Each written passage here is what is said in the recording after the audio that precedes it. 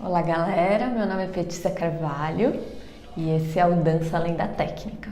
Esse é o quarto vídeo dessa série, que é uma série que aborda as características do jogo e a relação do jogo e a dança, baseado no livro Homo Ludens, do Johan Huizinga. Esse livro aqui. Para quem ainda não viu o vídeo anterior, clica em algum lugar aqui em cima, que deve ter um acesso para o vídeo anterior. E eu também te convido, se você não viu ainda os primeiros vídeos dessa série, que você assista desde o primeiro vídeo para entender direitinho do que é que a gente está falando. Neste vídeo, a gente vai abordar a terceira característica de jogo. Eu vou ler do jeito que ele escreve no livro, que ele fala assim: o jogo é jogado até o fim dentro de certos limites de espaço e de tempo.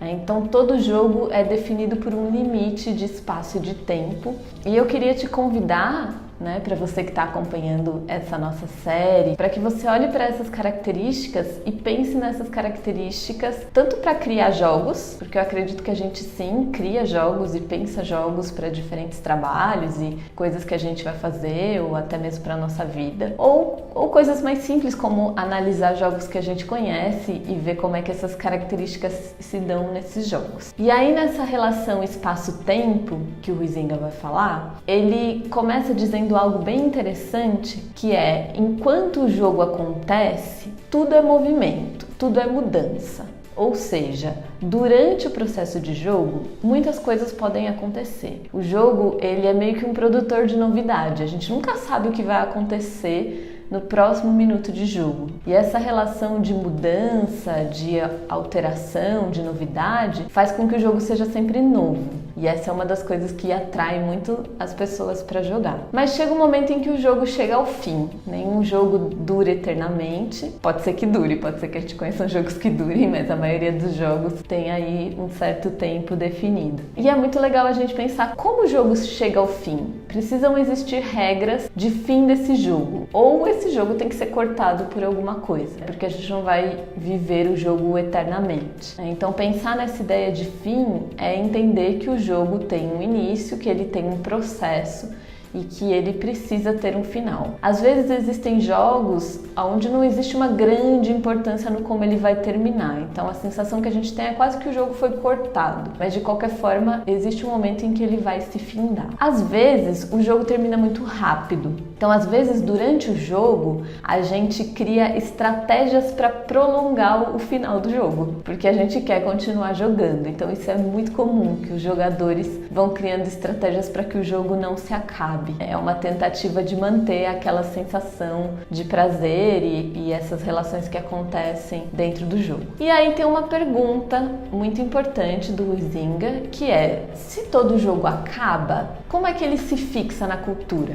Ele que está falando aí do jogo como um elemento da cultura, como um elemento extremamente importante. Ele até fala que faz questão de não usar o jogo como elemento na cultura, como uma coisa a mais na cultura, mas como elemento da cultura. Então algo importante que constitui a ideia de cultura. Ele vai falar que o jogo ele se fixa na cultura pela memória, pela sua transmissão. Ou seja, as pessoas, além de vivenciarem o jogo, normalmente elas contam sobre o jogo e elas falam sobre o jogo. Uma das imagens mais comuns é do vovô e da vovó contando para o neto como é que era brincar na infância dele, o que eles jogavam, o que eles faziam de brincadeiras na sua infância e tal. Mas de uma maneira geral, a gente costuma compartilhar as nossas experiências de jogo com as outras pessoas. E isso é extremamente importante para criar essa noção aí de tradição e para que o jogo possa se repetir. Outra coisa importante para a gente pensar, essa ideia do jogo se fixar na cultura,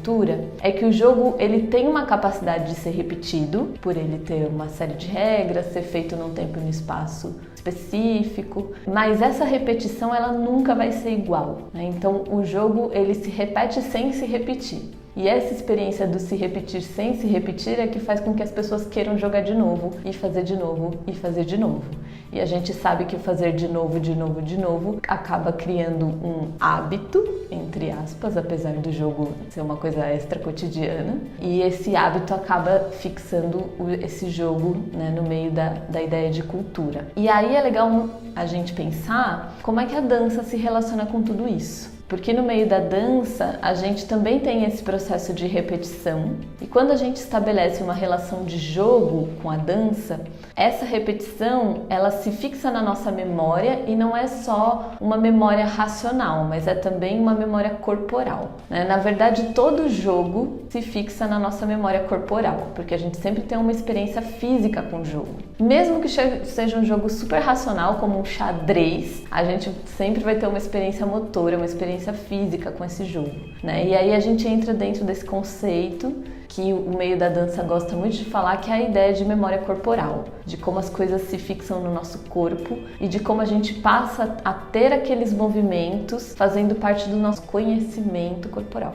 Tem um telefone tocando aqui, então se você está ouvindo o telefone, faz parte dessa nossa gravação num espaço cotidiano.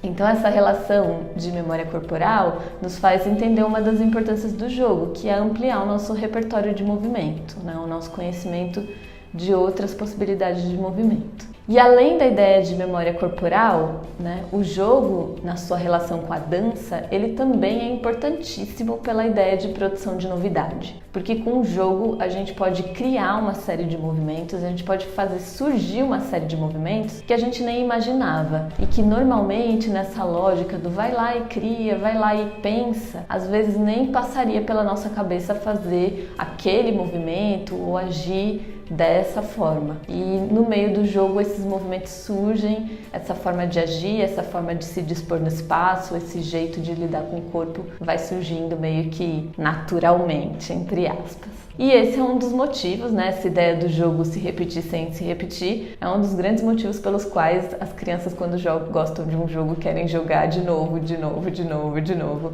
E eu já tive uma série de experiências de dar aula para criança. Em todas as aulas, chega lá e eles quererem o mesmo jogo e repetir o mesmo jogo e toda semana o mesmo jogo. Isso acontece muito por essa relação da repetição do jogo nunca ser exatamente uma mesma repetição.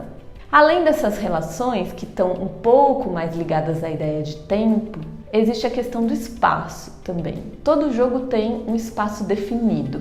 Esse espaço definido ele pode ser real e concreto ou pode ser um espaço imaginado, que se define pela nossa imaginação. Mas a gente sempre vai jogar num certo espaço definido, né? Tem um lugar muito bonito no livro, na página 13, onde o Huizinga vai falar um pouco sobre esses espaços. Ele cita uma série de espaços de jogo e acho bem interessante porque a gente pensa como ele pensa jogo de maneira ampla. Ele vai dizer o seguinte: a arena, a mesa de jogo, o círculo mágico, o templo, o palco, a tela, o campo de tênis, o tribunal e etc.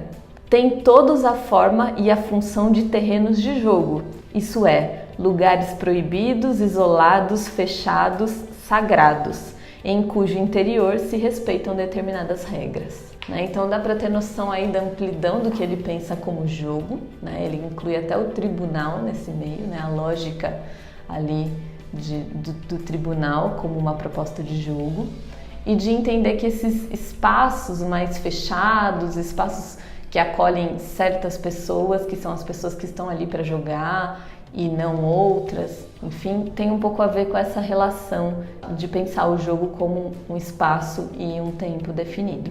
Então o jogo tem meio que esse poder que ele fala, que eu acho bem interessante, que é de criar mundos temporários dentro de um mundo habitual. Passa a viver um mundo temporário dentro dessa nossa lógica do mundo habitual, que é uma lógica mais cotidiana. Enfim, essa é a nossa terceira característica da relação do jogo com a ideia de espaço e tempo. Espero que você tenha curtido e até a próxima!